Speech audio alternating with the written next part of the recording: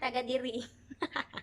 Karon gabi naman, so magbuhat ta og panihapon. Ug atong isudan is chicken adobo. So tara, dito ta sa kusina. Bye! See you sa kusina!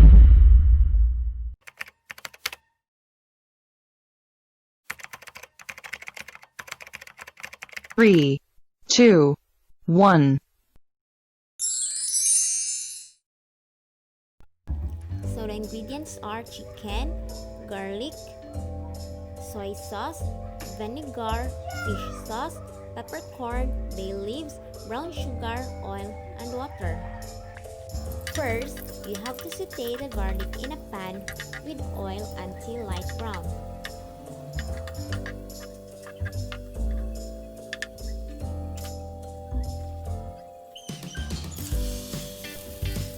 Add the chicken until meat turns white.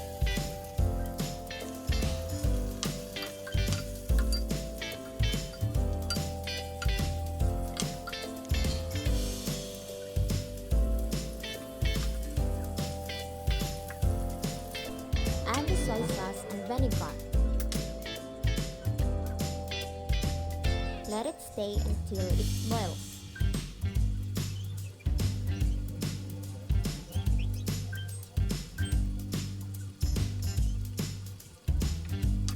Mix the chicken and then add sugar, peppercorn, fish sauce, and bay leaves.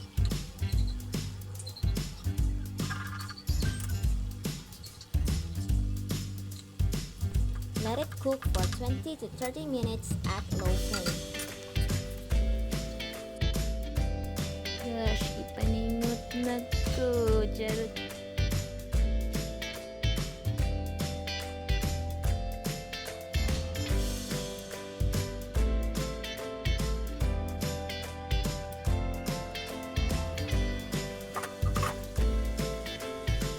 Add water when you think that it started to dry.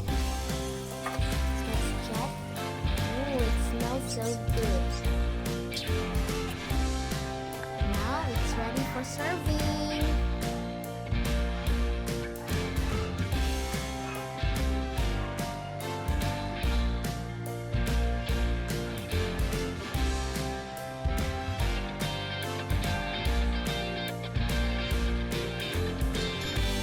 So, mara to siya guys.